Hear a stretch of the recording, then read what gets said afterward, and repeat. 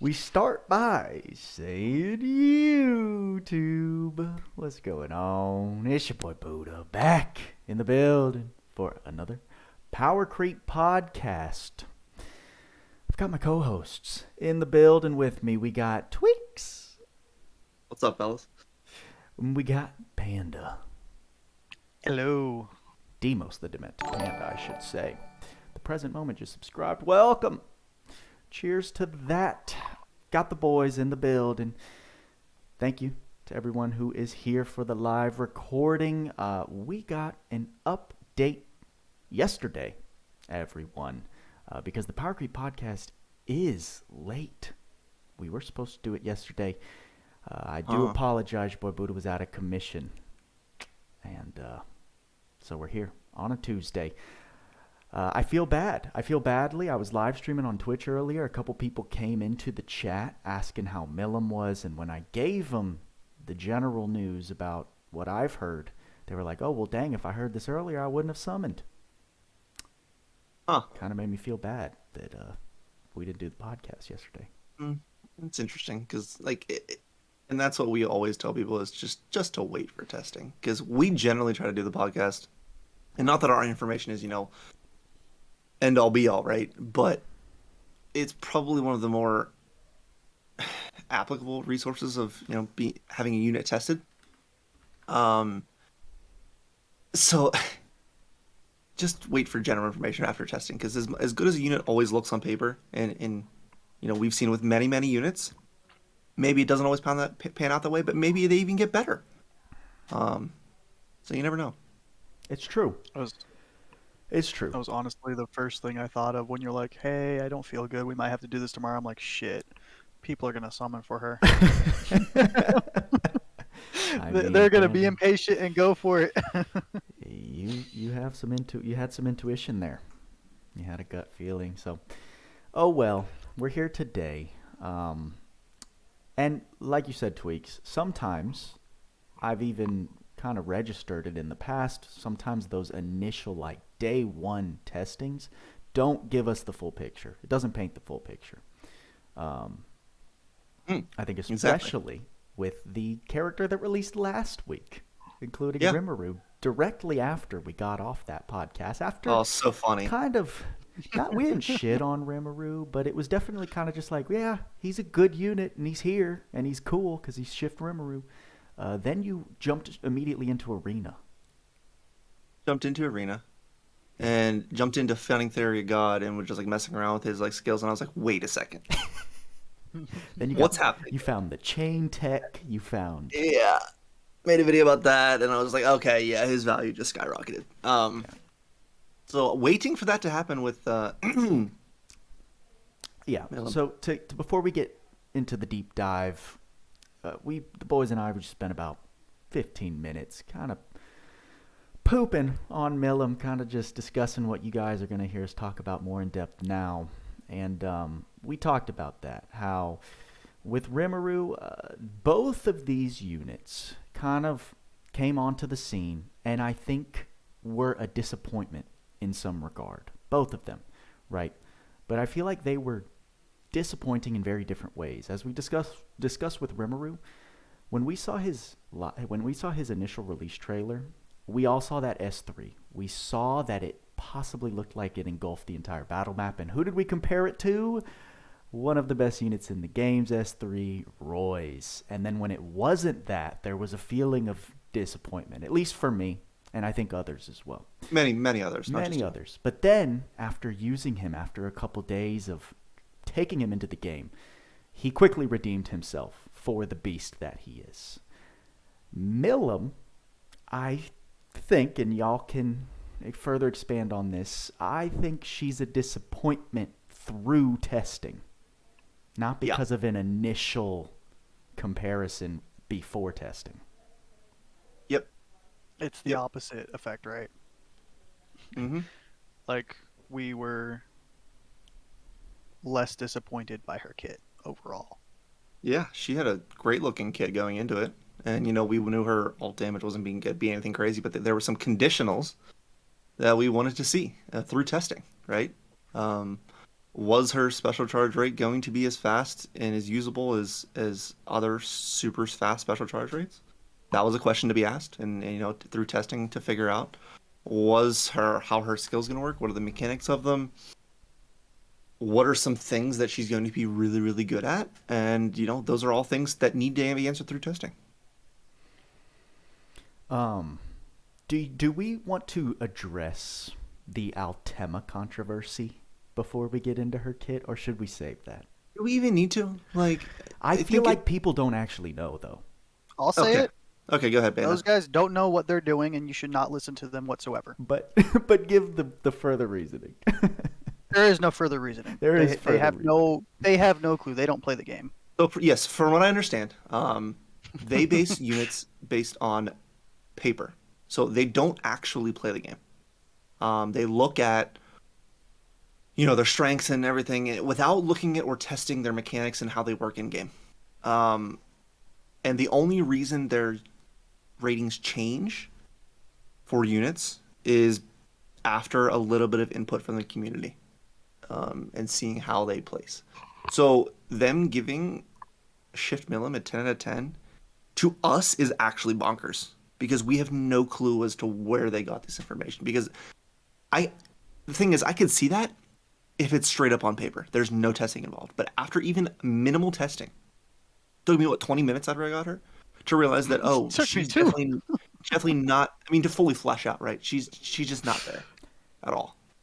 And they do not get, that site does not get units and test them like other people do. And they just, and we correct me if I'm wrong, but we know this because in the past many times, if not every time, I don't know because I don't check every time, but they put a rating on the units before they're actually in the game. Dude, at least a 9.5 or 10 on literally every single unit. It's crazy. Without it being in the game, guys. They rate the units before they're in the game. So if you're using Altema to get accurate ratings, you are going to be steered wrong. Yep. It's just how it is. I don't think they've ever initially judged a unit and been correct. At least by correct, I mean at least in line with the community and their opinions. I've never seen them accurately rate a unit based on all the other units that are there and what the community consensus is. I don't disagree. And I don't even tune it in anymore. The only reason that I've even heard of Altema in the general community being talked about is because they rated her a 10 out of 10. Meanwhile, we're literally sitting here like, what? Yeah, what are you talking about? I mean, unfortunately, Altema is what comes up first when you look up Last Cloudia tier list. Sadly. Yeah. I mean, go back and watch my first Last Cloudia tier list videos. Mm-hmm. And a problem with that is I still seeing that that site thrown around in the community as like a useful resource. Exactly. And I try to stomp it out whenever I see it, but like, God damn. Well, that's why I wanted to bring it up, because I'm like, I think people don't actually know that there's not credibility behind a lot of what they do and a lot of what the ratings are about. Mm-hmm. But so before we get into her, I think a big point I want to bring out, right? So the unfortunate aspect of talking about a unit and critically analyzing a unit and seeing about their kit mechanics and all that stuff, people like to fixate on the negative things. So while we probably are going to say a bunch of negative things, or not even just not fully positive things, don't fixate that on that too much. She's still going to be a pretty good unit. She's just not the best at anything she does. That's all. And we were talking about this because obviously, for those of you who watched my summons video, I don't have her. So a lot of the talk I've been having with the community is from what I hear from Tweaks, from Panda, from others in my Discord that have her, that I value their opinions. And so my talk has been a lot around of what he said, she said, and I've been going back and forth with people.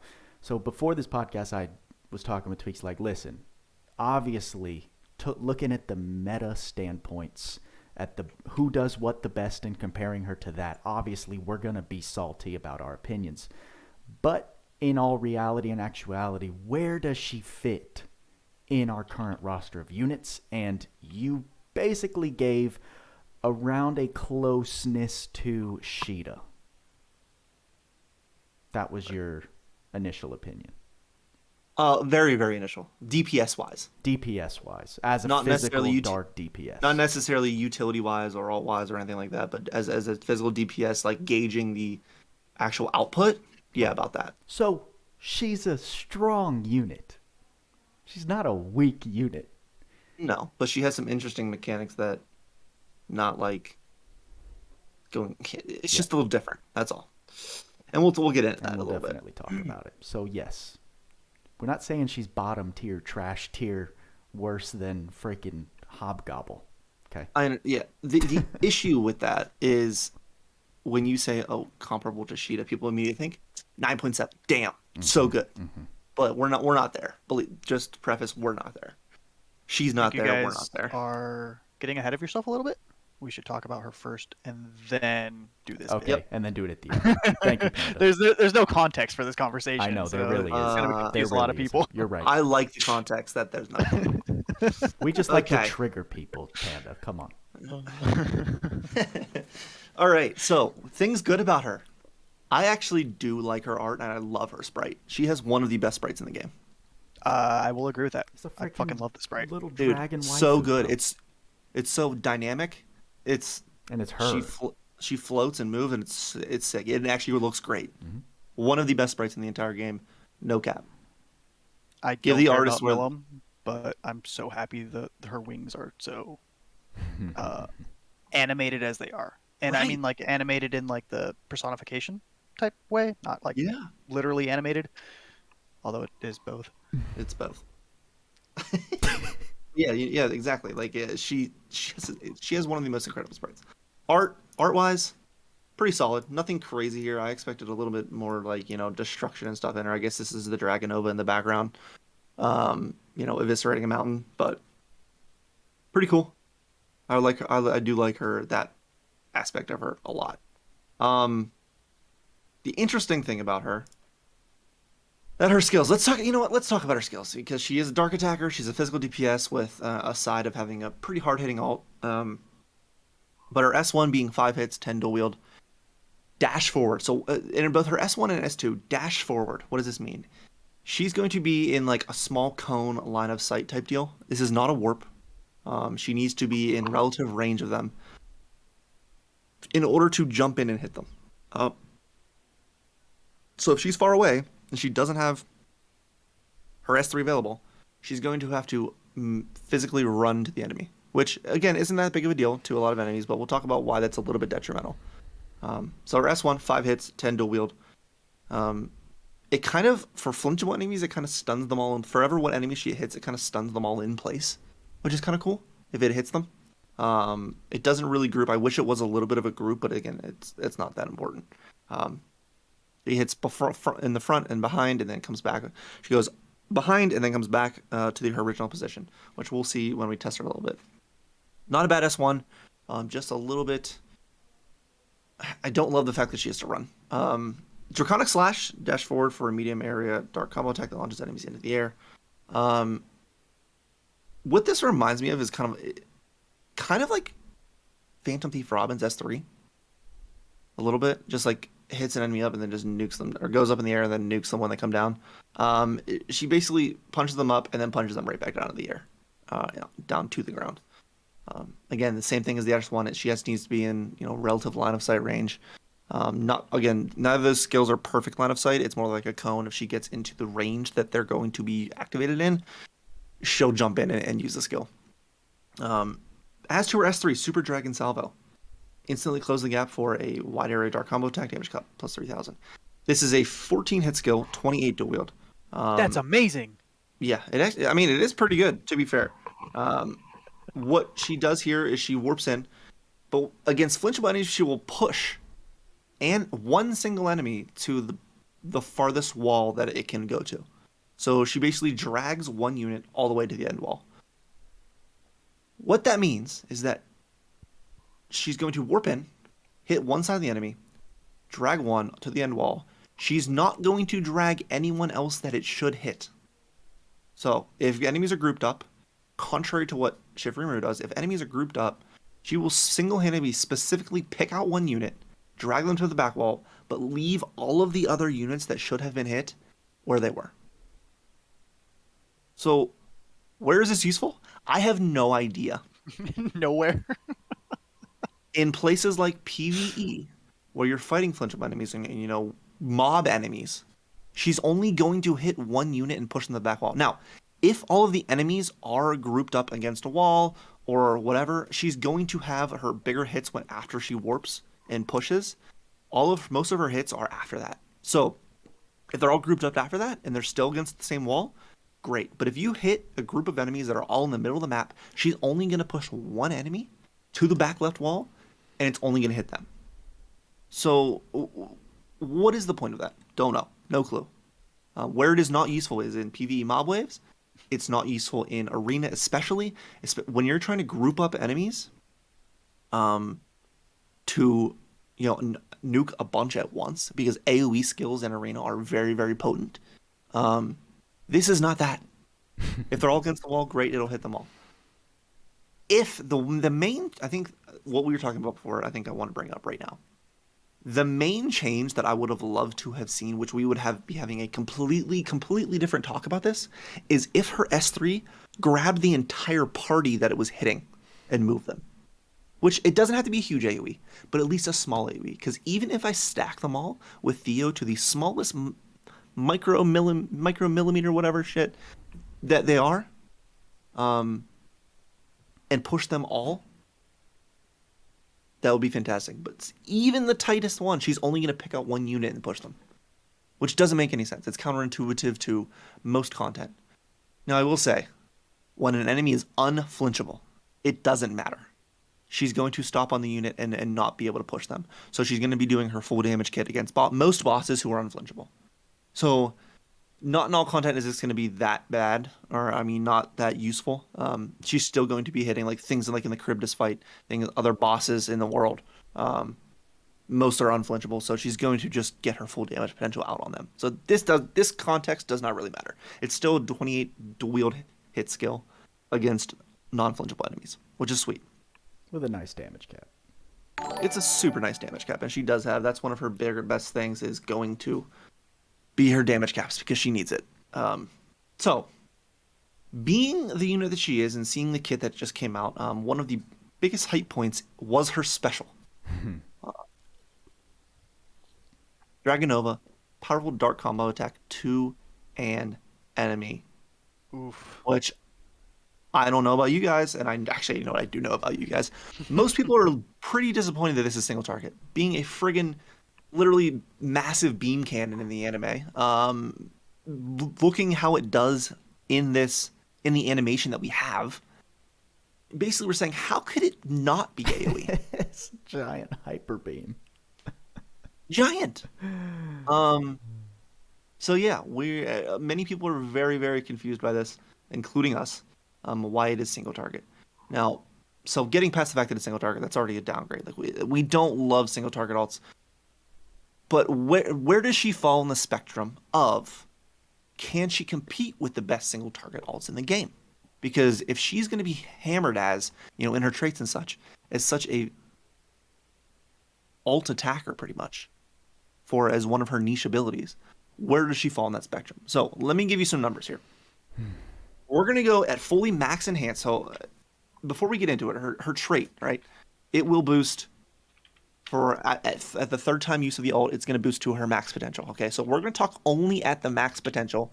That's a big caveat to this, or, you know, a big requirement for this discussion is already having used two ults. So we're only going to put this into perspective using her third ult, because I think that paints a huge picture as to why it's not that good.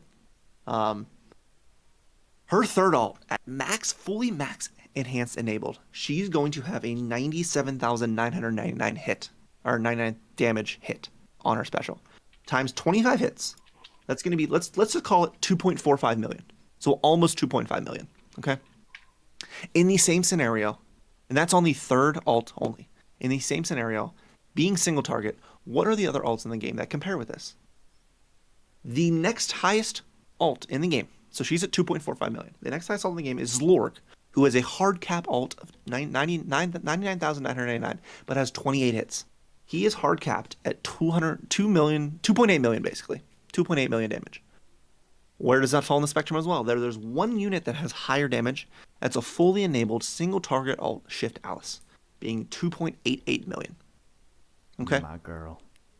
So, there are one being a free unit, one being a, summer unit that are going to have higher alts than her single target wise. And that is fully enabled. Okay? If you take off that 15k per each hit and are only using her first alt, that's 375,000 damage off of the alt. So about 2 million, about 2.1 million is going to be her alt damage. We're comparing her to two units that are almost a year old. Yes. Now, here's where we get into an interesting discussion. Where does she fall in the spectrum of overall units? So those are all single target units, right? There are two units in the game that have a relatively higher damage alt, but they're AoE. That hits every single unit in the game. The next highest alt, which I'm going to compare just for a second to her, her initial alt, right? So her third alt is and on are going to have 2.45 million. Levi, being 68 hits, a 33,509 damage cap, has a 2.28 million damage alt. So at her third alt, it's not going to compete. But it's AoE, and it has more damage instantly than her. Yeah. On her first one. That's really bad. Loug Zeus not only beats her first alt, but also her third alt and on. Loug Zeus, a fully enabled Loug Zeus, AoE hitting the entire friggin' map is going to be 2.59 million. Basically 2.6 million. For every single enemy. Now it's good. That's the thing. Like, in her specialty, in her niche specialty, where is she going to be best at? In no places. She so does far. not compete. She's a usable substitute for those if you don't have any of those units, but like, she's the newest collab limited unit, bro. Right. Which if you miss her, that's fine. You're not even gonna notice. And that's her whole shtick. Is the special. Yeah. That's her whole shtick. Yep. And you know what? Here's the thing. Disappointing. If she could rank as like, even close to Shift Alice or beat it a little bit, we'd be talking a little bit differently because that's going to be important for a lot of scenarios.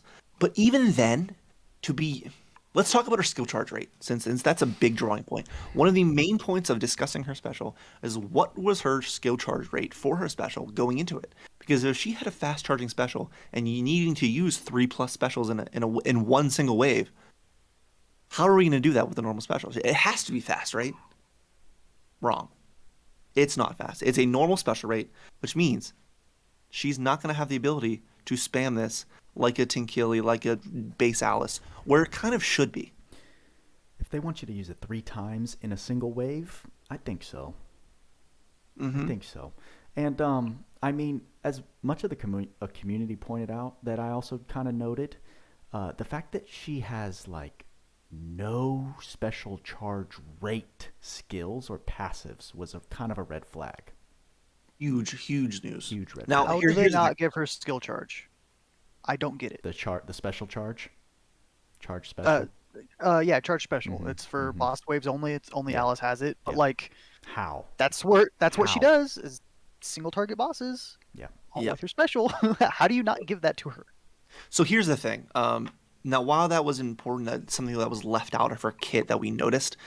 Sometimes units can have just different charge overall, like SCT charges for their specials. So she could have had a lower charge rate overall, but she doesn't. It's essentially a normal alt. So the fact that she needs to get 3 to reach her max potential, no, that's a hard Per wave. Per wave, 3 right. each wave. Right, and we were talking before the podcast. Not only does she like not have she has to use 3 alts. You can't even set up for a final wave. Let's say the map is 2 waves and you you charge up her ult the first wave, maybe use 1 or 2 in the previous wave. Even if you go into the boss wave, you're gonna have to redo 3 to get the max potential.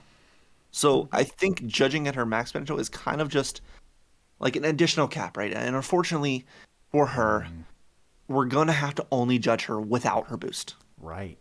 Very true. And that's kind of like is that like a Merity thing, or I don't remember what unit I'm trying to think of, but it's like I think of it as like a Demon Lord Rimuru. You don't count his little weak boost cap into his normal damage. It's just a boost whenever you have an advantage. Right. Okay. All right. So we've hashed out her special quite a bit. One thing I do want to point out real quick is that her special charge rate, as it is, would have been perfectly fine if her skills hit a crap ton more. Right. Because, you charge your special based on how many hits are happening. Like the unit you're controlling, their special charges faster with more hits on screen from the entire party. Yep. So if she would have had a crap ton of hits that maybe weren't super great, doing a bunch of damage, like Alice is a great example. Like she has a really low cap on all her physical damage, but she does a bunch of hits, and it helps her charge her special insanely quickly. Yep. Milim doesn't even have that, so her special charge is really slow. Her special charge is slower than Loug Zeus, simply by way of him having way more hit counts and way more AoE. Yep. I don't get it. I really do not understand how they could make this kit and then test this unit and say, this seems perfectly okay. Me neither. And I think that's a main point we're going to be getting at here. There are some huge caveats to her kit that need fulfilled that aren't easy to do at all. And why don't we move on to her trait? So, Destroyer, dark damage plus 40% damage cap plus 10,000. That's actually great. Just a flat 10,000 dark damage boost. Absolutely. To all dark damage being, physical, magical, and all. Not that you're probably going to be using magic on her, but she has that ability. Being mostly just affecting her physical and special, which is 10,000k damage kit. Nice. When using special, use 20% of max MP to boost damage / damage cap. Boost effect based on number of MP used. When at least 100 MP are used, max damage plus 100%, damage cap plus 40,000. So this having that plus 40,000 damage cap and that huge damage boost requires you to have 500 plus max MP. In order to use a 20%. And in order to use 100 MP, she's going to need to have a max MP of at least 500. Which building a physical DPS to at least 500 MP isn't that easy. Nope. With her, she has an okay base, 232. Maybe putting on a couple items and then jacking up some MP ups. Sure, she can reach that. But forcing her to build 500 MP is kind of counterintuitive to using her as a physical DPS because you're losing out on items and passives that you could be using for damage potential. And that's a lot of damage to reach. Yeah. It's really very hard. easy to reach. If you build her for her special, she's going to hit this. Slightly against most enemies. That boost to max damage as well as, she has ultimate boosts and some other stuff in her kit that boost ultimates very heavily. Like her damage is going to get there. Okay. That's good at least. Yeah. But setting her up with 500 MP, and then that 40k damage cap is in every single damage calculation that I've already been using. Mm-hmm. So that's with already understanding that she has 500 MP in all those scenarios. So, yikes. I do really quickly want to touch on this would be the only instance where I would recommend extending MP on whatever arc you're going to use for her, simply to help her hit that 500 minimum if you need it. One thing I'd like to mention here: please do not UR dust the MP of El Giovanna. Yeah, do not do that. Do not do that. Do not do that. Any normal arc like SSR, LR arc, sure, But please do not use your UR dust on the MP stat of El Giovanna, because that is obviously an alt. An alt. Yeah. Please never use your UR Stardust without consulting someone. Just don't use do it on it. the skill. Or just always use it on the skill first, the Arc skill. Yeah, but even then, I don't No, even no, trust not even then. It's everyone not even with a which UR arc they're looking at. It doesn't matter. Don't ever put it on stats for our UR arcs unless you've already maxed out the Arc skill. Yeah. Anyways, Consult a professional. there are no professionals in this game. We're all trash. All right. That's Trait why we 2. changed the name. Ancient Demon Lord. She has some nice stuff in here. And we'll talk about one thing she's actually missing. But Ancient Demon Lord, continuous haste speed effect, nice. +2 speed, +25%, constant SCT speed, nice. Nullified Dragon Killer Slayer effect. So as long as she's not any other mimicry or anything like that, she's going to nullify all the Dragon Slayer and Killer effects from enemy, which is especially nice in arena. It makes her get a little bit more bulky. Now Dragon Slayer's not that common in arena right now. It might become, but I don't think she's shaking up the meta at all. And there's not many units in the game, especially units that are good on offense that are going to hurt your defense, that are going to have Dragon Slayer innate. There just really aren't. When taking, maybe Ardeen, but when taking a combo attack, cut damage as hits increase, maxed 50% at 20, effect calculated per enemy, and reset when combo ends. So, if each single enemy is, what this blast word is, effect calculated per enemy. So, if you have an entire fully kit of enemies attacking you at once, those hit counts are going to be individual in calculating her damage reduction. And not that we need to get into that. It's just not linked to the overall damage hit count against you. But it's only 20 hits, which is for a 50% damage reduction. That's kind of nice. What she's missing here, when she got a shift upgrade, she in this got a buff in her OG form of super armor. I almost forgot about this. Where did it go, boys? I almost forgot. If she had super armor, not that it would change a ton, but it would still be something, bro. It would be something.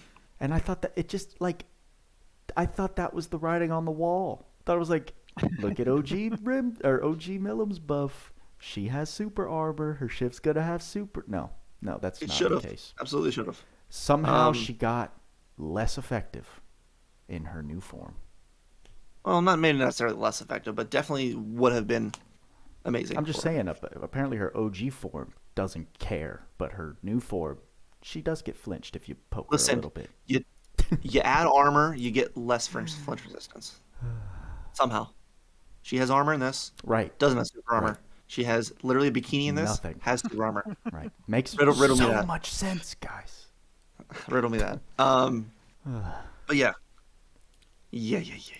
Now, why don't we get into her passives? Because she actually has some... What she does have is a lot of really good general multipliers for both physical DPS and specials. I love every single SC save that she got. I don't have a single gripe with any of them. Textbook for you. Yeah, this is fantastic. Yeah. She is missing a little bit. She has essentially God Slayer innately. That's pretty much the only Slayer she has. She doesn't have special boost, sure. Not really that important. Awaken, Pride 2, fantastic Ardor. Dark High Drive, Dark Mega Drive, fantastic passives. For sure. Pose of Glory, great. Dark Crit Rate. Shockwave 2, fantastic passive. Ultimate Boost 2, amazing. Giant Killing 2, works with both her skills and special, fantastic. Pesky Demon Lord is sick, 5,000 damage capped to both physical attack and special damage. Oh, that's Demon Lord's nice. Aura. Yeah, that's part of her innate kit. I didn't even know about which that. people kind of bypass a little bit because it's like it wasn't listed as a new skill only because it was already on OG Milim. That's a fat amount of damage cap. It is. She does have great damage caps. That's one of her best drawing points. Demon Lord's Aura. Again, this is essentially just a dark high drive again, stacked onto her. I fake when being controlled. This is interesting. She gets a buff. This is a generic buff. So when recovering from a status ailment, as soon as she recovers, like she says she's cursed, curse pops off. She gets the 30% physical damage buff, which is cool. It doesn't have to be an active heal. Because it just it can be anything. It can be recovered from like rapid recovery naturally. Right. I'll play with you some more. Whenever you use special, this is what we're talking about. Her needs to be using 3 more or more to get her max damage cap. It gives boosted damage potential, as well as damage cap when using 3 times over. So the first 2 ults will not have this cap, but the third and on will in each wave. Most importantly, resets each wave, which we're talking about. She can't set up for an enemy, which is kind of stupid. You look entertaining when attacking an enemy with more HP than the unit. Physical attack, special damage plus 100%. Notably, this is not percentage HP more. So, like, if she has 50% HP and an enemy has 100 HP, it's automatically in a proc. No, it's the numerical value of the HP. Oh, that's actually really nice then. So it's basically always active. Relatively low HP, and she's at 100%. Let's say she's at like 10k HP, and you're fighting a bunch of units that are like 12, 15k HP. She's going to automatically get that boost. Yeah, and against bosses who have game bosses, millions of HP, this is always going to be pretty much. That's like cool. A free giant killer. Yeah. Someone did ask me that, and I didn't know. So that's it's not percentage based. That's straight up numerically based, which is cool. That's neat. That won't work. Chance to nullify long range physical attack damage taken. I like this a lot. Any chance to nullify any damage taken is nice, especially with her, damage mitigation on her trait 2, as well as, you can stack like things like Maglion Shield on her as well. Yeah. Sounds very good on nice. paper. So some great stuff on paper, right? Yeah. Anything in Magic? I actually forget. No. Okay, cool. So let's get into her kit. What she's missing? She's missing some Slayer. Sure. Let's talk about her physical DPS right first. Or she's missing some physical stuff. Maybe some Pose of Honor if you feel like it. If you're going to be forcing her to use physical DPS with max MP to be able to use that ult again. She could be using an extra ultimate boost. I'm surprised she didn't have ultimate boost 3, to be honest. I know that's on like a collab arc. It is, but it's kind of a general boost. I don't know. Would have thought it'd been interesting. She hasn't a booster kit, honestly. What she's missing, what most people will talk about, is weapon boost. She has no weapon boost. Now, why this isn't bad is not forcing you to use any kind of weapons. I think it was intentional. Yeah, I have no gripe with that. Right. She has enough boost in her kit to cover, or she really does. And it leaves room open for using boost to whatever you want to use. Like, of course, I end up using swords a lot, so I'm going to use sword boost and sword eye boost on her. That's just like almost a guarantee, because that's generally the strongest class in the game for physical DPS. But yeah, you can use whatever you want on her. She doesn't necessarily need it, which is cool. She's just general boosts. Did you say fast speed? Fast speed? Oh, I don't know why I have this on. No. Yeah, because Twax is dumb. Ignore him. No, don't worry about it. It was one SC. I just don't throw it on listen there, to anything Tweak says, guys. High speed shotgun though. FYI. Big fan. Big fan. Yeah. Okay. She innately. So let's talk about her innately. I have machine equip on her, so I'm gonna take that off real quick. Let's look at what she equip innate. She can equip swords, hammers, claws. Interesting. Hammers. I don't know why hammers, but swords and claws make total sense. You're the anime whatever. expert It's fine. here. Whatever. I love my hammers, dude. I mean, I like hammers. yeah. Just don't recall her using one ever. Me neither. I mean, since we're in her equipment, why don't we talk about her paid stuff? I don't find her sword that good. The only good thing about it is it's a sword that gives 25 NP. In my opinion, 268 strength, sure. Critical damage cap plus 1500. I hate things that are linked to critical, especially when they're not like heavily critical based units. Like Mikasa, okay, her stuff is passable because she has such high crit rate. But dark attack critical rate plus 5%. She has crit rate 3 in her kit innately. She has dark attack raise in her kit. So she has 13% krit rate there. 3% base, let's say 16%, plus another 5% on her pay. That's only 21% crit. You're going to have to add a ton more into her kit.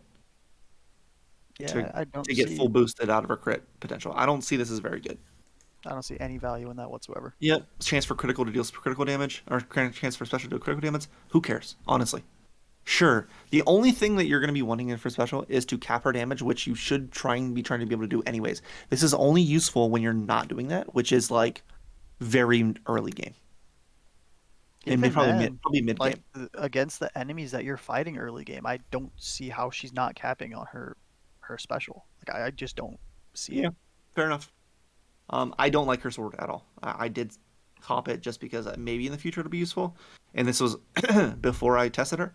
We're gonna remove that. Yeah, it is worth noting that like for on critical hit effects that could potentially come down the future. Yes, having something that her special can proc those might be extremely useful. Like, I don't know, just a hypothetical. Say you're in a boss and you have no health and you're about to die, and you pop your special and you get a bunch of crits and you proud force heal all the way back to full, and then suddenly you don't die.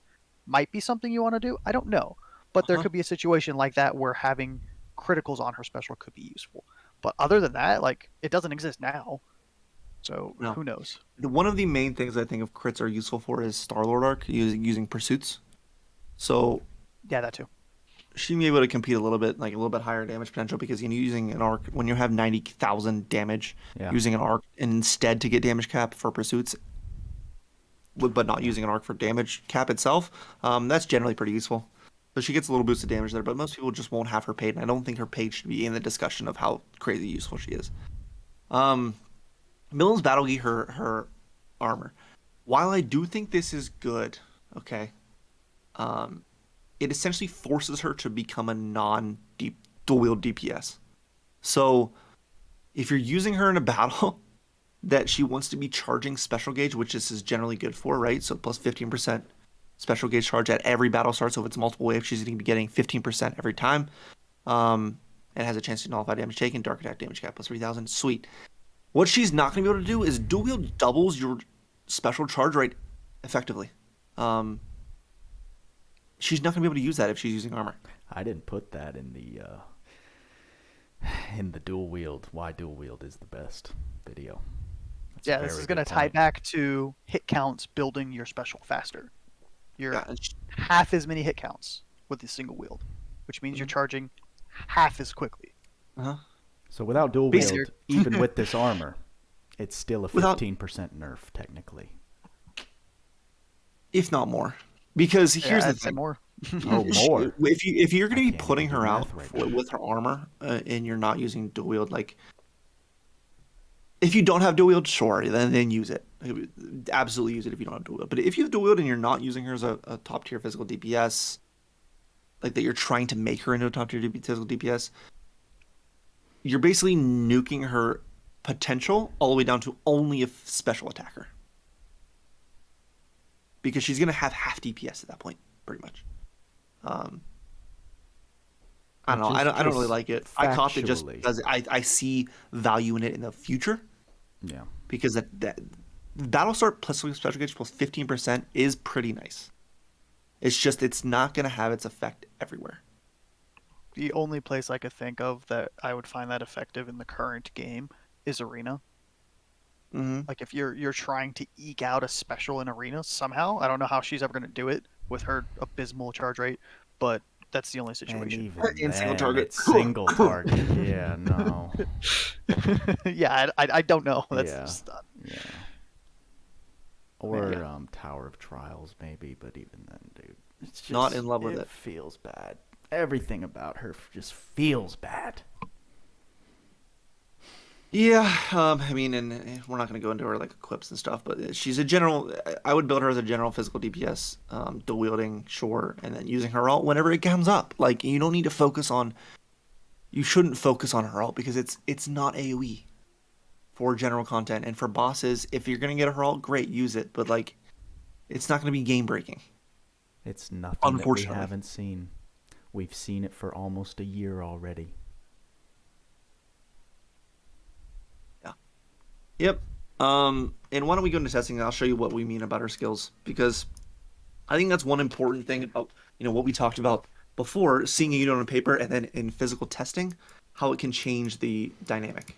Yeah, I mean, I think I get it why a lot of the player base gets her and then is like, oh, she feels great.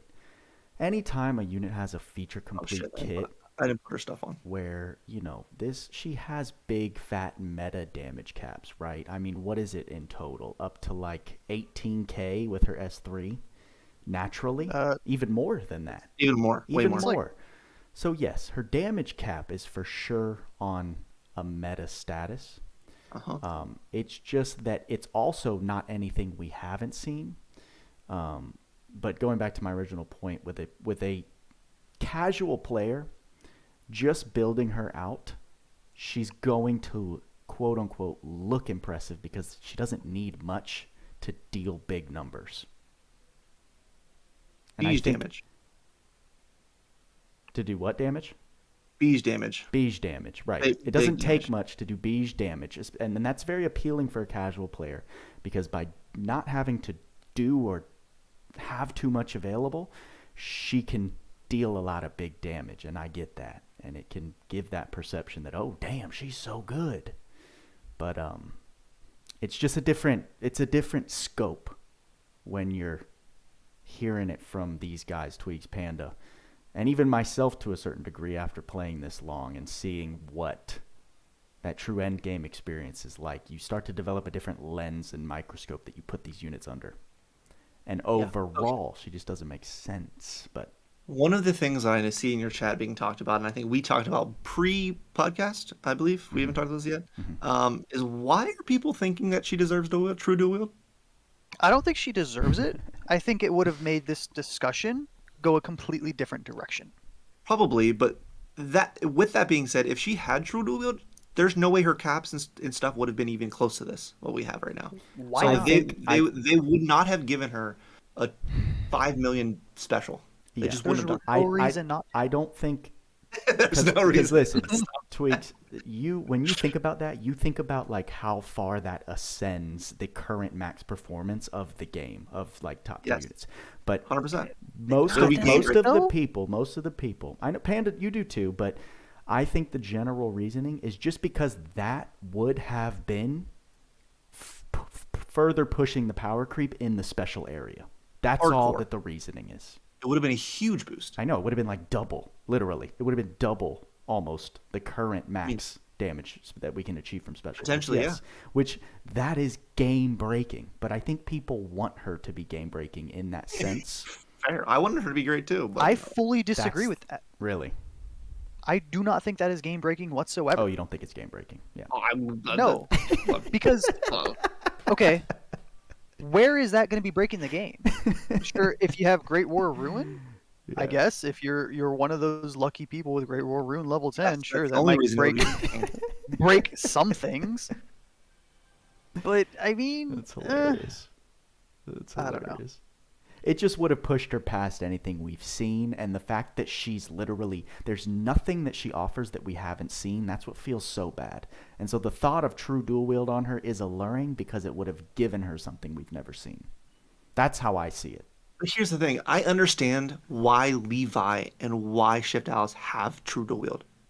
Because they're using two friggin' weapons. That's true. Why? In what purpose does she ever have to even get true continuity? In her canon, like she doesn't deserve it at all. It's continuity-wise, it would make zero sense. Zero sense. Just giving her true. Why don't we just give everyone true dual at this point? Like what the fuck? It doesn't make any sense. Anyways, let's talk about her skills because S1. I'm gonna target the upper boss just to see how fast she gets there. She got to run. She has to run for it. I don't love it. Her S2. And you've got double enablers. I'm just marking that.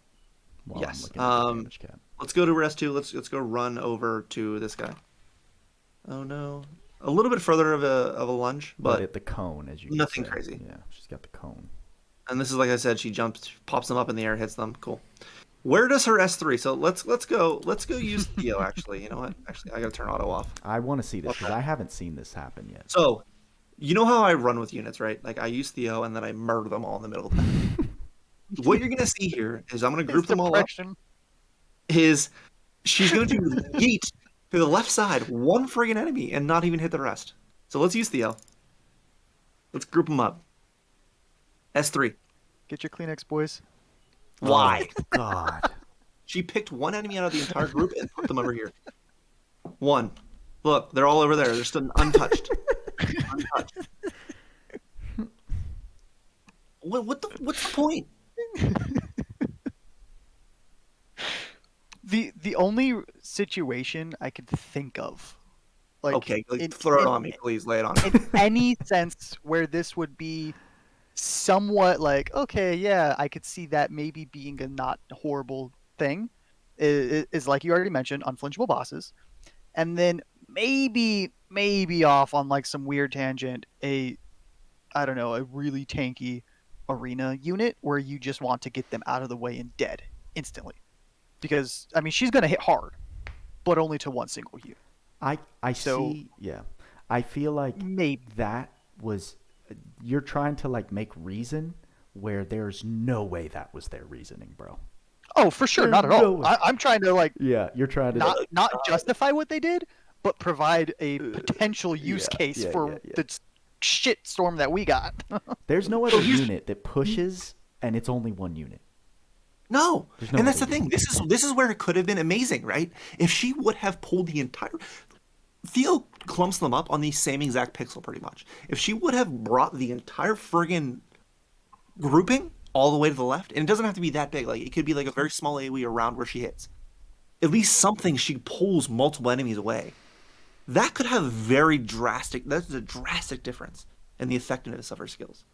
Because in things like Arena, where like if she's coming in and hitting a unit and dragging them, if she hits not only the unit right next to them, but also anything along the path of where she's dragging them, that would be amazing. But she doesn't. She picks one freaking unit. Like what is? So someone Look, I'm gonna kill this boss, and no one else is gonna be touched. Right. And I still have to do damage to all of them. Yeah. And wait a second. Let's wait till they're grouped up, and I'll do it again.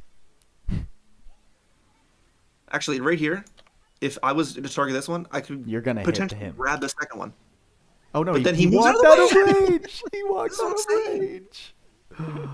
Oh my god! Someone in chat said it doesn't seem like it's working as intended. I don't disagree. Like, there's no reason that should be useful that way. I mean, if this was intended, their game designers need new jobs. But so let's say magically they realize this isn't as intended and they patch it tomorrow. We would have to have a whole nother podcast. We'd have to have a whole other podcast. This is one of the main drawing points of why she's not that good, is because of that right there. She totally is counterintuitive to what you're trying to do in the game, and it's just splash damage is huge in this game, and AoE effects, even if they're small AoE, being able to hit the entire enemy party or multiple enemies at once is incredible for damage potential. Yeah. She literally nukes your damage potential by using one of her skills. And her biggest skill, arguably. Her biggest skill! The S3. And it's that sad. Inherently also slows down her charge rate because she's now only hitting the one unit. All of them. She doesn't hit 28 hits on every unit. She only hits 28 hits on one unit, which, in this case, it cuts it by 2/3. Yeah. Yeah. It doesn't make any sense. Why don't we just look at her special? Just because this is one of my favorite parts about her is the actual animation on her special, along with her sprite and her art. Yeah. Fantastic. Mechanically, not great. Yeah, it's a sad time. I understand why people reject the meta, because as soon as you put numbers on things, it can just be very discouraging. So here's what I'm going to do. I'm going to show you that it's single target. Unfortunately, I wish it was, like, again, small AoE. If it just at least hit them if they were grouped, great. But it doesn't. Even if you put them directly on top of each other, Dragonova's still only going to hit one unit. All right, I'm not going to attack the boss because he's strong to it. So I'm going to attack this random Imperial Superior. I've been waiting since yesterday to hear Tweaks vocalize everything that y'all are hearing right now. Dragonova, sick. Oh, it's hitting the entire party. Awesome, sick damage. I was just wondering, why isn't it? Oh, right, her MP pool. Oh, yeah. No, I don't have her. Oh, yeah, he's a scrub. It doesn't even matter, really. But you see this. They're stacked on top of each other, and she's still only hitting one. Yeah, it doesn't make any sense. There's nothing that makes sense here. How is that animation? How that massive hyper beam only hit one of these units? I don't know, man. It's one thing. It's expected when there's like at least one or maybe two things that don't make sense with a new released unit. It's a Last Cloudia. It's a small dev team, but like with this character, there's such a huge list of things that just don't make sense. They don't at all. It seems like they wanted to make her like a Dark Alice almost. But they screw that up. They didn't put anything in her kit that is conducive to a special unit. All they gave her was special at damage all. cap. That was literally it. Yeah. I don't know. I don't get it. I just really don't get it. Ugh. Yeah. All right. Let's not. Okay, hold on. I was hyped Taiku, for. I am watching the anime, so like, please no slime spoilers right now. Because Well, just to let you know, God damn it. just to let you know, her special in the anime I'm not looking does at only comments. hit one enemy. All right, fair enough. And yeah, I mean, I'm But not that's why looking it's single at target, comments, right? So I'm sorry if anyone tries to reach out to me. Buddha, that's exactly why it's single target, because it only hit one enemy. It's not proven to hit multiple. Right. Must that makes sense, man. Yeah, totally. Now, okay, all's forgiven. Yeah, no. But yeah, I Okay. mean, she does have some extreme. So one thing I do want to mention is that she does have again, this is on flinchable enemies. Against unflinchable against bosses, she's not going to pose that big of an issue not hitting units. She's only, since they're immovable, she's going to hit her full S3s on the entire that AoE that the boss is on. So if multiple enemies are going to be in the vicinity of the boss, it's going to hit all of them, sure. I think the best example of that would be that worm multiplayer boss that I can't think of right now. Whatever name that thing is. Frickin' Worm multiplayer boss, the Red Gate? Red Yeah. Gate. What's his name? Why the Red Gate? Because the worm doesn't move, but the little things around it will still get hit. Oh, okay, yeah, fair enough. That's like the only thing off the top I of was my thinking head. like things like Green Gate, where- Pablo, and stuff. It'll hit both if they're stacked. Yeah, it's Makes sense. Pablo's. You can move them. Does she not you, move 'em? you can move them, and especially if the boss moves himself, then yes. But you know what I Okay. mean. Like they're all immovable. They're not really movable. Mm-hmm. Okay. It's a shame. Anyway, is there anything more to say? Unless we want to get back into... I guess I do have two questions before we move on to the Ark. Just two closing questions. Okay. Kind of what Demos diverted us away from. If you had to place her around a unit, what would you pick now? I know I picked Sheeta, but that was, like you said, more in terms of Merity. Shift Merity or OG Merity? Shift Merity. Shift Merity. Right at that level of effectiveness. I mean, and here's the thing. I'm talking about damage potential wise. Damage potential. Right. That's what And especially because I'm not trying to like use them in both. Here's the Shift Merity is a great PvP unit, to be honest. She's a solid PvE unit. She doesn't have any special damage at all. Okay, so keep that in mind.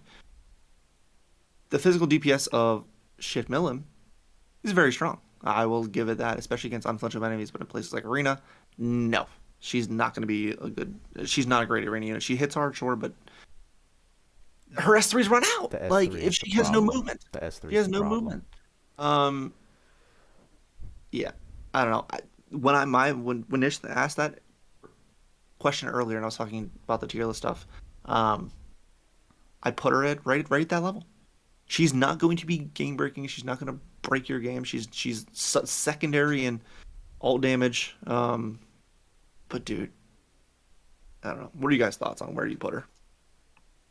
I'm going to stand by what I said earlier, in that I would never use her over OG Milim. So, okay. Great transition. Because that's the follow-up. Shift Milim versus OG Milim. And it's hilarious. I mean, so what OG Milim doesn't have that Shift Milim does is a lot of multipliers, right? Like she is missing a good bit of multipliers, but what she has over her, and again, it's more comparable, right? The funny thing about this is this unit is over a year and a half old, almost 2 years old, and we're discussing the fact that we don't know which one's better. Oh, I That's know not which a- one's better. That's not a good conversation to have for a current collab dropped unit. Nope. That's not good. We don't have this issue with Rimuru. No, not You even look, close. at, you look at that guy, you're like, yeah, that's a. You hope you don't get this one. And mind you, yes, this Milim did just get buffed, sure, but she got exactly what she needed, and we talked about that last podcast. She got the big cap damage boost. She got the super armor. She actually does do some really, really good damage. Like, and I was using her to Solar Charybdis whenever, this event first came out before Shift Milim came out, and it was great. Shift Milim can do that, sure, but dude, like what? Why did Yeah. Why did gaining armor make you lose super armor? The way you put it is the best way. Just the fact that this is even a conversation and there's actual debate is a problem. It makes no sense.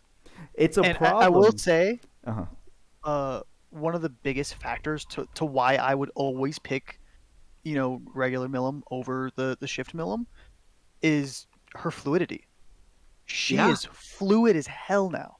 Really? Like you're just chaining everything. It just feels great to do. Where the new ones, it just like, I don't know, going from a really fluid unit with super armor to a unit without it is super noticeable. Yeah. And let me not shoot myself in the foot, because that was one of my biggest gripes about 5 stars, is that they didn't propel the old units to a more current meta level. So let me just say, I'm happy that OG Milim got such a buff that she did. Right. Where I'm saying the discussion is a problem, like you said, is because Last Cloudia has set their 5-star buffs up to meet a certain expectation. The 5-star buffs are not supposed to push the old units to the level of the new units, because that's the framework that they've provided. So now the fact that they have done that with a new collab, one of the most limited featured units you can possibly pull, that is why it just is not a good look. So, and I think one of the biggest parts of that is the discussion's not necessarily about how good of a buff base Milim got, because I think a good buff to her was fantastic, and I'm very happy about that. The issue with it is that the newest Milim is even close to that in power. I should not be able to compare the two. No. Equally. Like, if Last Cloudia would have made 5 stars bring the old units to meta level, then okay. But that they didn't do that. So that shouldn't be what's happening here. Thanks, Guy. Welcome. Okay. Yeah. Shall we move on to something? Yeah, let's some more cheering. Move on to the Ark. Some more cheering. Something good to talk about. Should we keep the negativity and talk about the event though? Oh, you want to get all the negative out the way? No, we'll talk about the Ark first. I just wanted to put that out there. All right, so what's there to talk about? Yeah, Sworn Ally, my bestie. I have some gripes with the event still. I think it's pretty crap, but whatever. Sworn Ally, my bestie. This is actually a pretty good LR. I do, again, our team, I hope they're getting paid, because this is fantastic. Like, legit. I hope they're getting a majority of all the funds of this game. They should be. They're carrying it. This is sick. And I love them blues, purples, all these crystals and shit. Like, it's fire. Absolutely fantastic art. If I could make this my home screen, I absolutely would. The funniest thing about this Ark, please look to your left on the screen and check that MP stat. Hold on. Please check it. What? 4 MP. And 4. to really like drive that point home, it starts at 2. Wait a minute. Okay. All right, so just for the sake of research, I'm going to put an extend to this, and we're going to see how much it goes up. Oh, it's You LRs. just That's said me. I have LRs. You can't. You can't. You can't. It stays as 4. I probably could have seen that already, but I didn't. I chose not to. You could have just asked me. I have an extend because All I right, pulled well, it. I'm gonna extend this anyways. I know 'cause what won't happened, do guys. this. What? They forgot a 0? There were no ATIS staff members that worked on this collab. It was all interns. It was all interns. They're still on vacation. They're still on the vacation for the holiday. There's no way. Yeah. It's super funny. Now, mind you, the stats aren't bad. 3,000 HP, solid strength, solid. All the other stats are great. Yeah. I've never seen a single-digit stat on an Ark. And yes, one of the funniest things about this is, people call it Milim's Ark. Well, guess what? Milim needs 500 MP to use her max effectiveness on specials. This gives 4. Even actually the lowest MP I'm pretty sure is 0. Knights of Blue Lights. Fair with enough. 7. Well, excluding the zero. Mackie I was going to say excluding Mackie not gonna 9 count the has zero. 0. Yeah, 0, 0. Not going to count the zero. Okay, not going to count the 0. That's right. The lowest actual number that I've seen. Is how much? 7 on an R. On an R arc. Just to give you reference, this is 4 MP on an LR arc that has just come out yesterday. Knights of the Blue Lights, 7 MP. Has been around the entire game and is an R arc and has 7 MP. Not that that's really comparable, but it's super funny. And I don't know the canon reason behind this, but the fact that it gives 4 MP, like, why? What would be the harm in giving it 30, 40, 50 MP? Literally, there's no downside. What's the harm in giving it 100? Your fair. max Milim without MP ups has 200. Like, you still have to add over 200 in skills. It's so funny. I can't think right now. I'm actually just stunned. We saved the best for last. Now Buddha's in shock. So here's my thing. I don't know if this is meant to troll us to get this exact reaction from people, but I do think it's hilarious. Because, I mean, yes, of course, you may not need MP for everything, sure. But this is just meme quality straight up from Adis. Just straight meme quality, bro.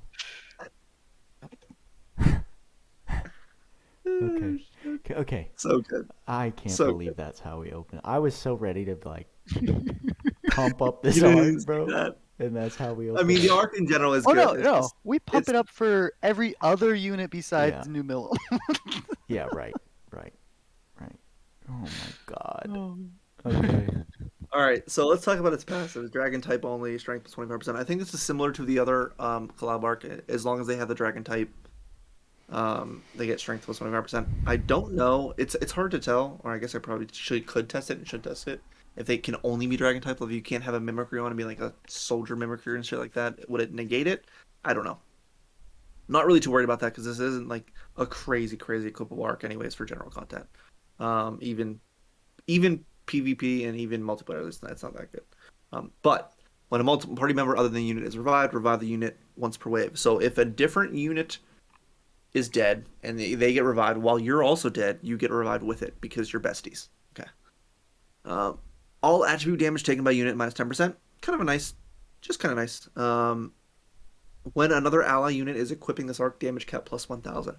Now, what we talked about before on pre-podcast was, is this stackable? The only place this is going to be stackable is going to be in multiplayer. Why? If all 4 units have this arc, and it says when another ally is equipping this arc, it could be 3,000 damage cap. Because it's other allies. For each other ally. Milims. Huh? We should all take our Milims and go test. I don't have We the don't arc. all have Milims or the arc. So we can't do that, No. unfortunately. I'm dead I know, weight. but it was more of a meme anyway because that MP is not helping her get cap. No, not at all. But yeah, you can get even at max, even if it is stackable, at max effectiveness, you can get 3,000 damage cap because it's based on other allies. And that requires every single person in the MP lobby to have this arc equipped, which I don't see the point of that. I really don't. Nope. If you have no other option, sure, but no. Let's talk about the learnables, because I think this is the absolute best part of it. Fast Brave. Fast Brave is cool to have, whatever. Claw Boost. This is the first time we've seen this on an arc. Nice to have. 4 SC for 10% physical damage attack power. About damn time. About damn time, right. This is comparable to the same thing as Axe Boost and Sword Boost, being the strongest damage boost on 4 SC cost weapon boosts. So that's nice. Shockwave.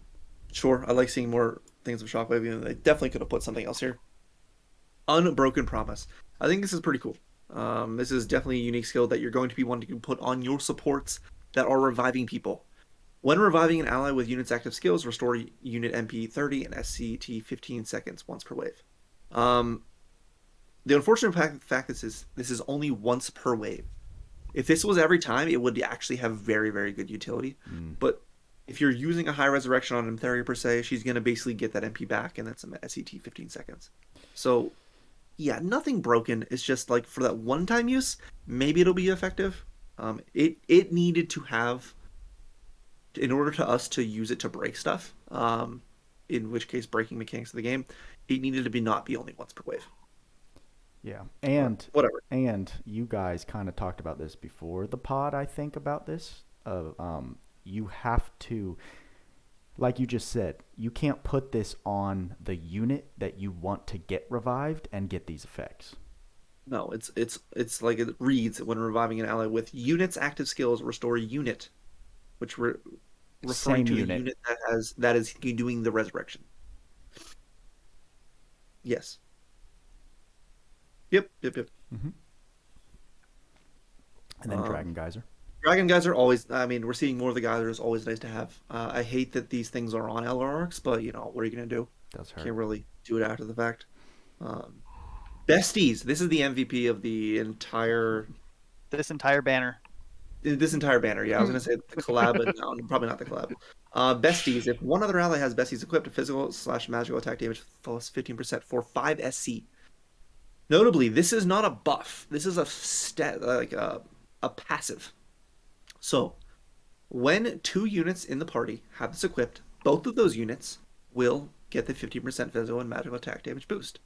But if you have even more of that, as long as you have one other ally that's going to have this equipped as well, everyone gets the boost. So if you have all 3 or 4 units that have this equipped, everyone's getting that boost. It's great. Which is, I think, mega value. Mega value for 5 SC for 15% damage. Hell yeah.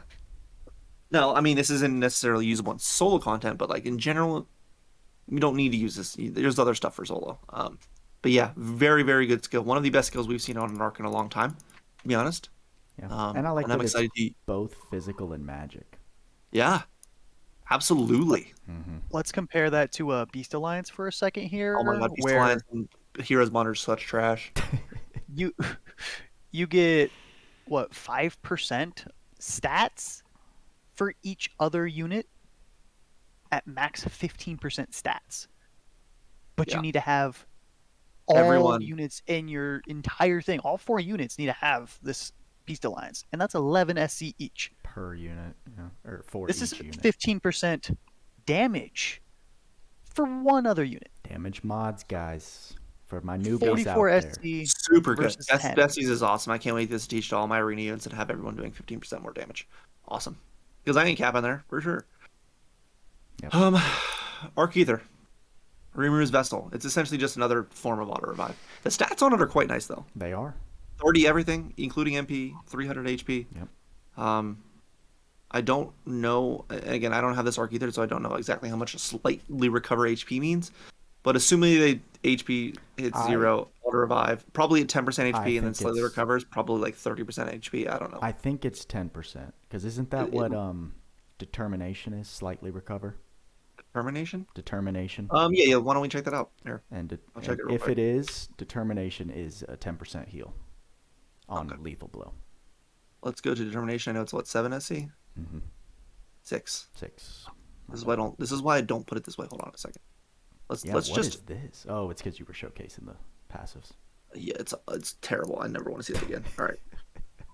Let's go to determination where I know it is. Hopefully we have it taught. Yes, determination. Oh god damn it! It's It 0. was her passive. First turn recovers some HP, so it says some HP. Okay. Now here's what I want to see. What does it say on the green Pendant. Green pendant. Diamond. Bang.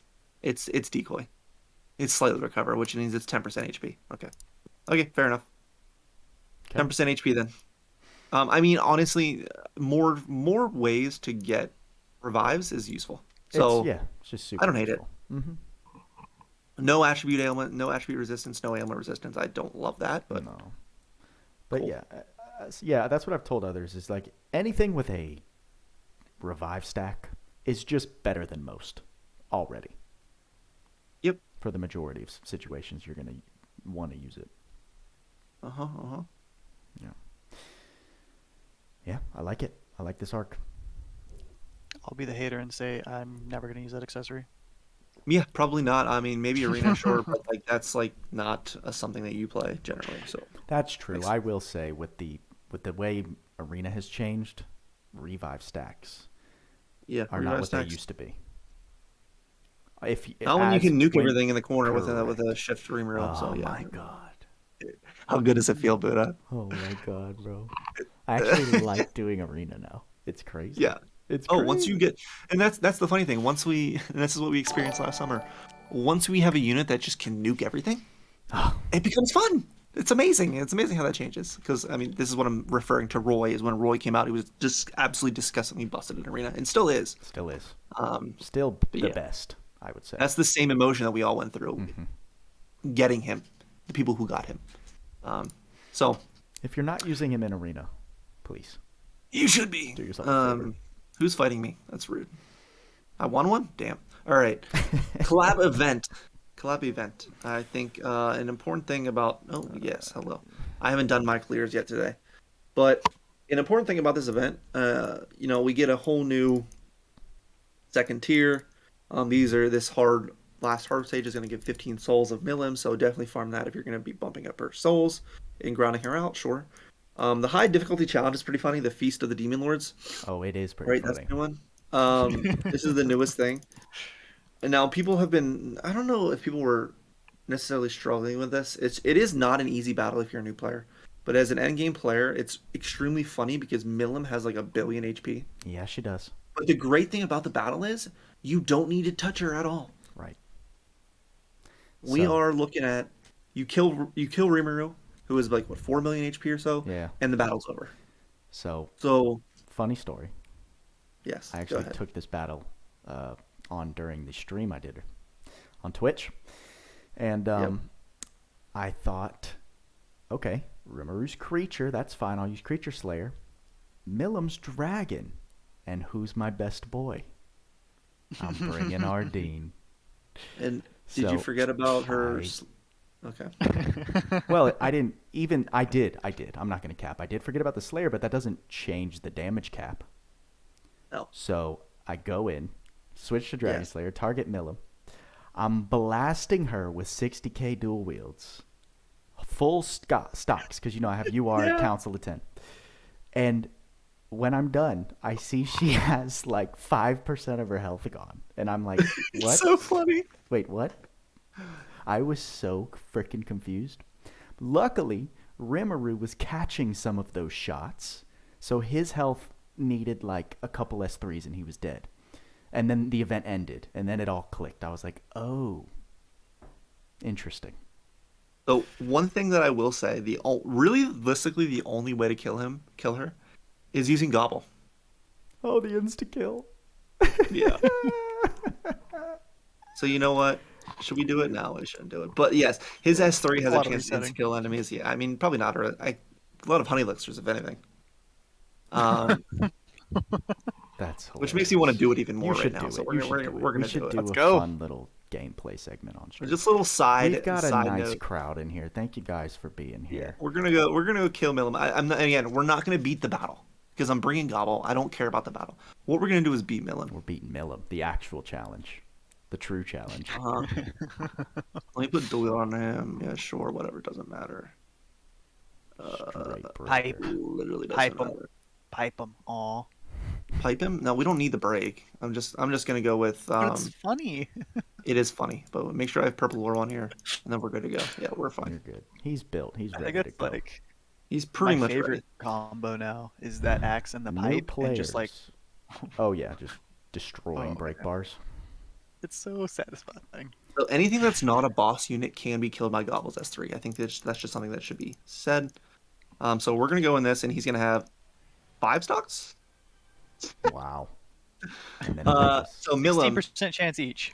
if anyone's not killed her yet, let's go, baby. Come on. Come on. First try. Let's go. Come on. come on, baby. Come on. Or there we go. Yes! She's done. Yes! You need to kill one, and then battle ends. Bang! Milim's dead. We're done. That's so funny. Battle's over, boys. I'm so happy you did that. Yeah. Gobble has on his S3, it's a chance to inflict a random ailment, I think it is. Yeah. And one of those is instant death. I think it's like your 5 chance- possibilities. Are they going so- crazy? Wait, what? Yeah, but that's the idea.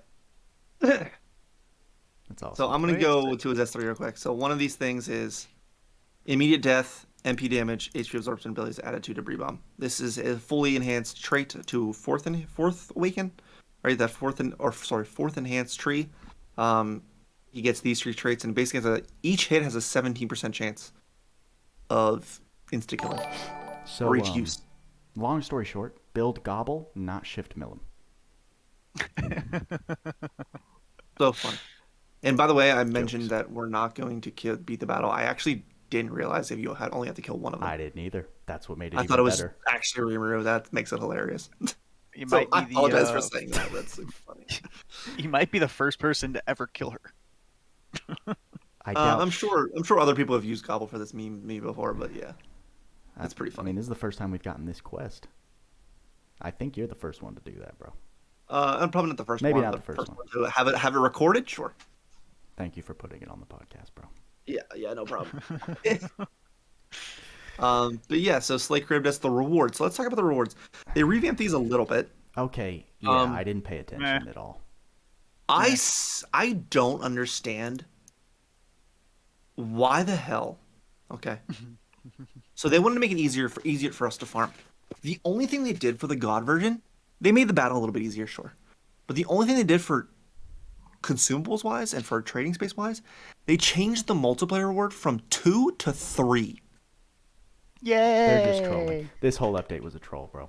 I feel like it was. This whole update was I just really a troll. do. This was just we're doing great. We're making more money than we have in a long time. Let's have some fun. They're trolling us, bro. There's no way. 3? We're gonna change this to a big boost, sure. It changed from 2 to 3. They literally Which is said okay, that. 50% boost. But like, what the? 50% boost. Percentage boost don't matter when you're talking about single digits, bro. Oh my god. If they would have boosted it to 5 each, big news, honestly. Yeah, more big than news. double. Because that would have been a much quicker grind. And of course, I have a bunch of battle tickets. I need to do a shit ton of these, but I haven't. The repel rewards, though, these were revamped, and good on them for actual nuking the actual repel rewards. Thank goodness. So yesterday was the first day that we had a full day of it, right? We got 26, and I obviously haven't been playing as much, but 26,000. And we got all of the repels, including a bunch of the 10x's. So good.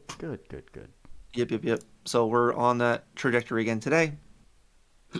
Getting all the magic ores, getting at least they changed this to 100 of these from 50, I believe. Oh. And then a bunch of magic tools.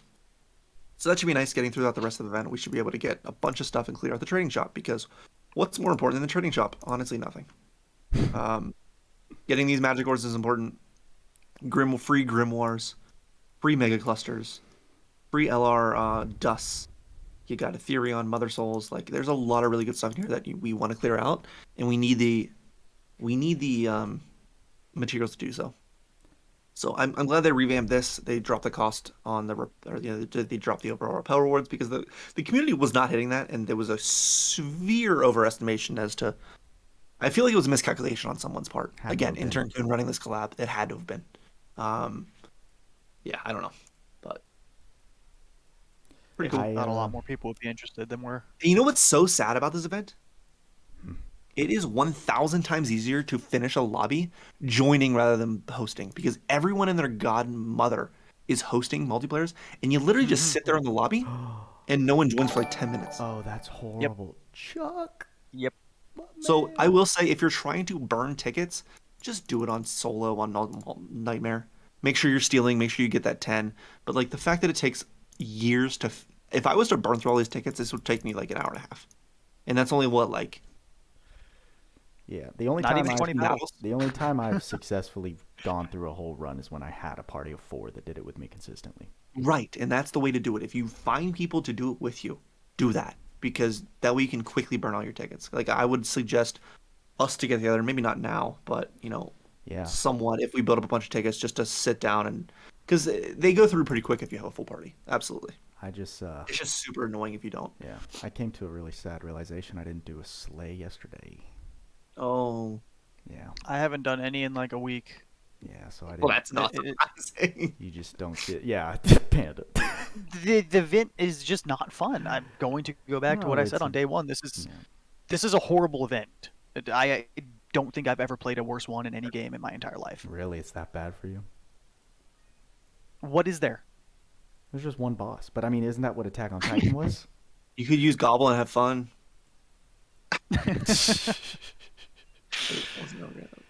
Oh man. Yeah, no, I get it. It's not a fun event. It's not. It's just, I won't argue that it's fun, bro. Could have had like a fun unit. Could have had a fun like multiplayer battle. Could have done so many different things. Instead, we got this bullshit fight over who gets to host to fight this boring ass 2-second fight. Yay. Sremaru is the highlight. Sremaru and Arena. Here's the highlight, and Besties is the highlight. Those are the two things that I'm very, very excited about. Yeah, Sremaru and Arena saved this collab for me. Should I bring... Wait, I think I have Milim built for Arena. Why don't we bring her and see how just ineffective she is? Do it. Oh, someone brought up way earlier in the podcast. I think it was a newer player, but they said Milim seems like she'd be a good breaker. Have you tested her break? Oh, we can go do that if you'd like. That's up to you. I'd rather see her in Arena because I don't think she's a breaker at all. But I don't see anything in her kit that would there's nothing in like her lend kit, to it. So here's the thing: it's not only about their kit. Sometimes it is based on their innate break value. Yes. But yeah, we'll throw Dually on her. I mean, she's not as good as Breaker as Gobble, so. Oh yeah. You don't know that. Another reason. Come on, bro. Oh, goodness. Psychic Guild, no dragons, cool. I want to use. This is fine. Do I even have the Breaker stuff on her? Shit. Please tell me I got Breaker. Nice. Axe boost? Maybe. Yes, let's go. Alright, so I need to equip axes, which I probably have not taught her. Which I have. Haha, get wrecked. Let's equip this. I'm not going to equip the spear, so that's just one thing we're going to be missing. That's fine. It's okay. It's just additive. We'll be alright. I'm going to put this on her. Alright, I did a slay for today, so I should get the rewards tomorrow. Oh, you're just... Thank you for supporting the community. Guys, I have to contribute somehow. Who else is going to carry this? Uh-huh. Alright, we'll use Crypty because he's not going to do any damage. Alright, so why don't we jump in here? Ark. Our Ark? Yeah, you forgot the Ark. This is 150% break. What do I need on the Ark? Loug Zeus? It doesn't work against gods. It doesn't matter. Oh. Why are Yeah. you doing gods? Boring. This is the Because I test this is relative the to on all the breaker enemy. stage, Panda. Yeah, this is the one I use to test all of them. So we're going to go to the boss, and we'll see her S3. Ooh, You know. God. S2? Nope. Eesh. S1? Nope. Alright, that test is over. Concluded. She didn't even get through 50%. Test results in. Shift Milim F. excels in nothing. This is her last All right, saving Serena? grace because this is what redeemed Rimuru. In my So I'm going to say right now, she's going to be able to warp. But I'm going to run out of S3s, unfortunately. Mm-hmm. So why don't we put on Ark now? I don't have... You know what? Screw it. We're going to put that on her. I'm going to put Fishmonger on her because this is what I use on my offensive units. Just real quick. I'm going to go ahead and put my money on her not being good in Arena. Listen, she can hit hard. The issue is her not positioning herself. Her mobility. Well, yeah. She Her can hit mobility is hard And great. she can get flinched. She could be flinched, but I do think she'll outlive most units. Yeah. That was just an because of her argument. warp. She'll take a beating Yeah. before she actually goes down. But if you don't build her up for she'll any... I mean, dude, from... burn it. Not from All right, here's Milim. what we're gonna do. We're gonna jump into battles. I ain't sparring. We're going into straight up tier battles. Okay. Do it. Just Go. this is gonna be on my neck on the line. Not obviously it's not that bad. No, it doesn't really matter that much, but it's gonna be kind of funny. Okay. Let's go to Arena. I'm always Let's happy put when I fish. see at least one Arena defense win. That makes me feel okay. Okay, so we're gonna put on Muramasa for the max damage. We're gonna put back on Equilibrium Sphere for max damage. I don't have Bestie on her right now, so I would be using that if I could. We're gonna use this sword for...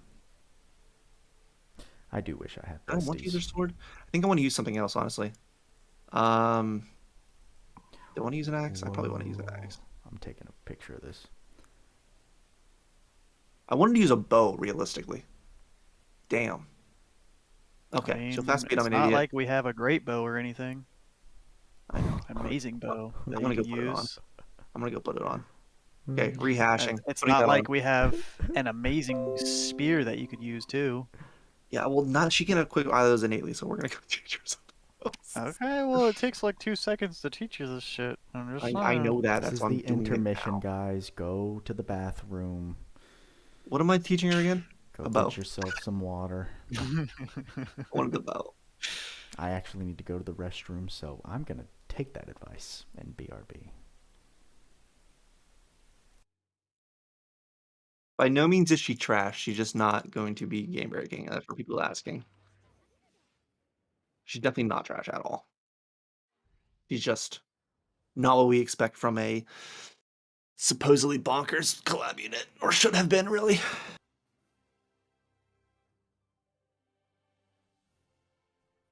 Yeah, let's stick that that Pluto on her. That's gonna be a good one. Yeah, 100%.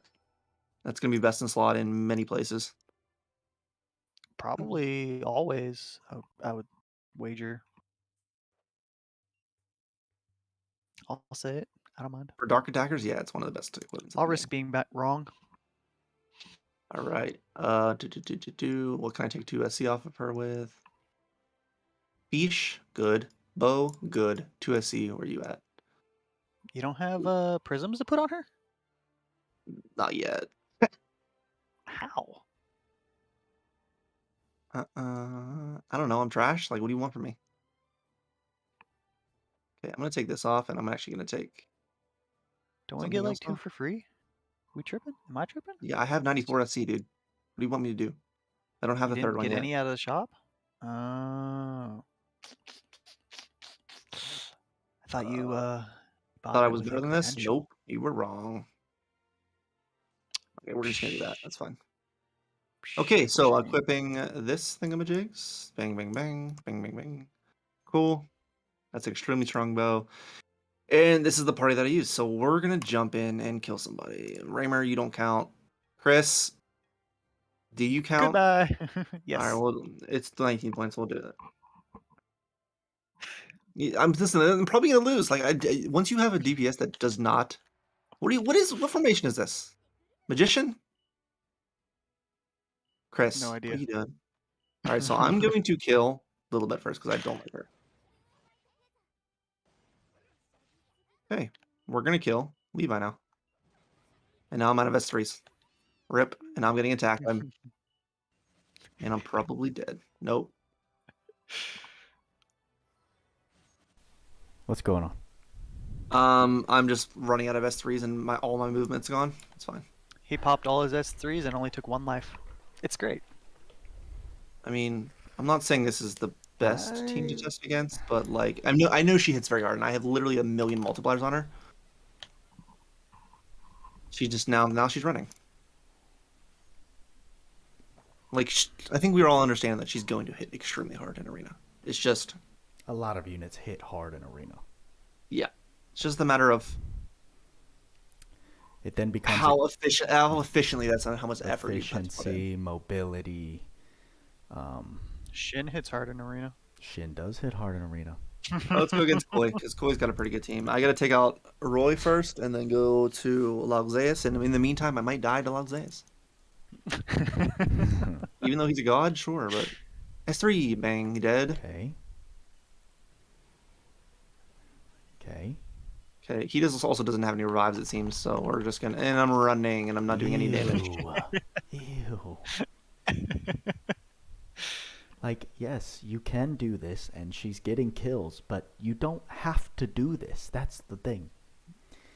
You don't have to do this to yourself if you have the right units.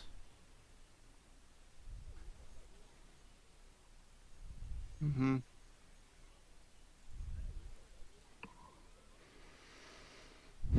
Yeah. She's I effective. do love her skill. Her S1 and S2 have some pretty good, awesome skill combinations. It's just she's effective. She's effective. I didn't get caught out. I honestly think adding the game master and the bow, because I added the bow to her. So she's pretty much doing neutral damage on like everything. Gotcha. As well as getting a huge boost. So yeah. Number 1. Pretty heavy setup. Yeah. Oh, super heavy setup. Like, dude, like Murdermoss and the Pluto? Like, no. Mm-hmm. That's super OP. I mean, so with her, obviously, if you are a brand new, fresh account, you start out with her. She's gonna be great. You're starting out with a great unit. However, if you've been playing the game for like any further amount of time than that, I don't feel like I'm missing. He's going for you. I don't feel like I'm missing out on anything by not getting her. No, you're not. I'll be so bold as to say, even if you are a brand new player, you have the Start Dash banner with Loug Zeus on it, who is instantly better than her in every single category. Just saying. Shit. Unless like that's right. Unless you just really love her as like the anime and whatnot, sure, that's your prerogative. But in terms of, you know,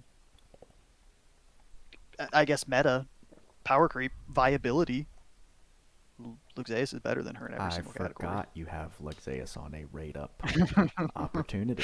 You know who else is also a rate up right now? Demon Lord Rimuru. Who is by far also better in every category. By far the superior. Hey guys, you remember when people say like the second banner is better? Which it's only happened twice. It's not true. It's happened with Roy and with Levi. That's it. Yeah. That's it. Out of all the collabs, that's it. There's no other. The first slime collaboration, Milim was the better of the two. Both were shit. Okay, but Milim was slightly less stinky. We only consider it if it's a good unit. Like, I'm sorry. Right. Yeah. People like to. Yeah, that's another thing. Like everyone. Okay, I'm gonna go off on a little rant tangent. Go ahead. Do your thing. Just like everyone that I see says, "Save for the Annie. Save for the Annie. Save for the Annie."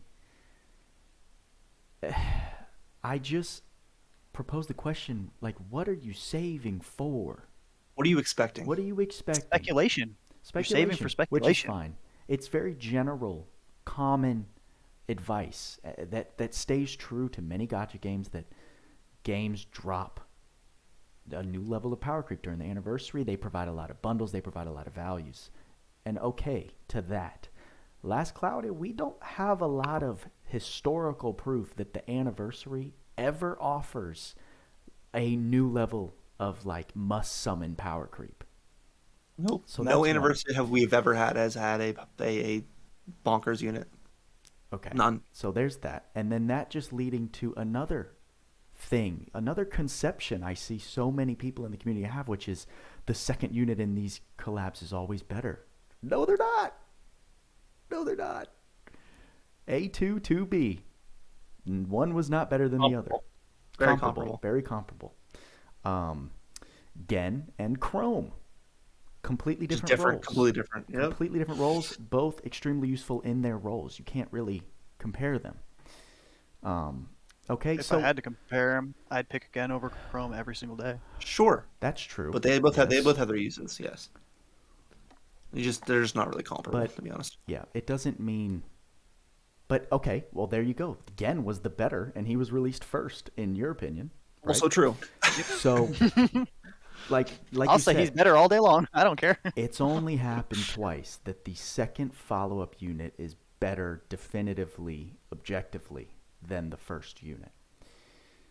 So it's not a common thing. It's not something that's just guaranteed, but the advice that you should always stand by, if you are budget, trying to be smart, is wait until you have all of the information. So if you are one of the rare few, because I know that's not a very easy thing to stay true to in a gacha game, believe me, I feel you. Now is the time where I would absolutely give you a suggestion. Demon Lord Rimuru, 100% hands down. There is no debate in my 100% head to be had. we should Drop the also mic. we could also go back to the first release of Dr. Stone, where we had Senku and Kohaku, and then Tsukasa. Kohaku and Senku over Kohaku- Tsukasa. Both Yep. of them. Both of them were What better do you than think it was? Tsukasa, Yeah. and it wasn't even close. So I will say, with the, you mentioning Buddha, that we have information coming up. These banners will end, and before they end, we will have information of what's coming out next week.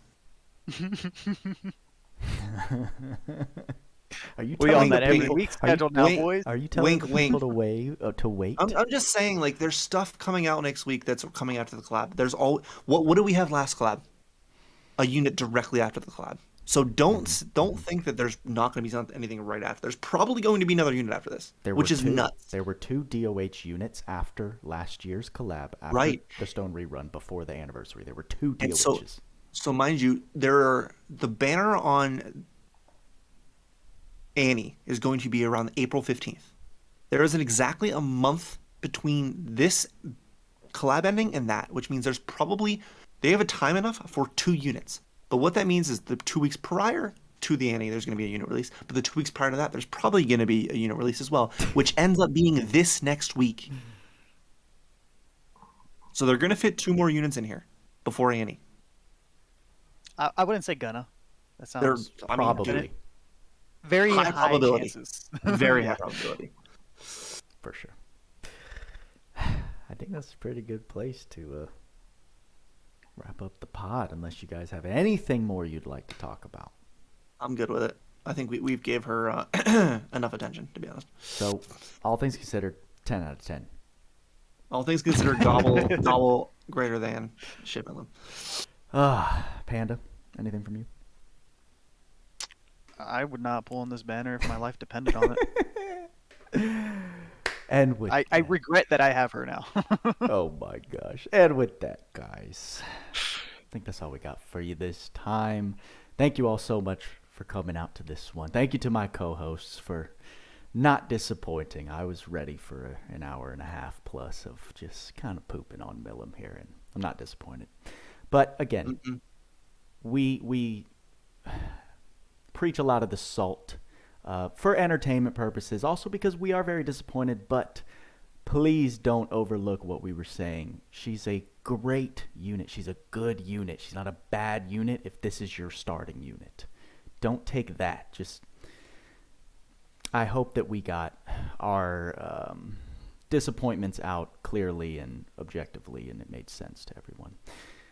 But y'all know the deal. Like, subscribe, bell noties for the following podcast, which we will do next week if there is a new unit, likely. We'll see when they change back to their original update, going from Wednesday to Thursday rather than this Sunday to Monday. That's just not working for your boy. So fingers crossed that they change that soon. And with all that being said, y'all know what we say. Work hard, play harder. See you in the next podcast.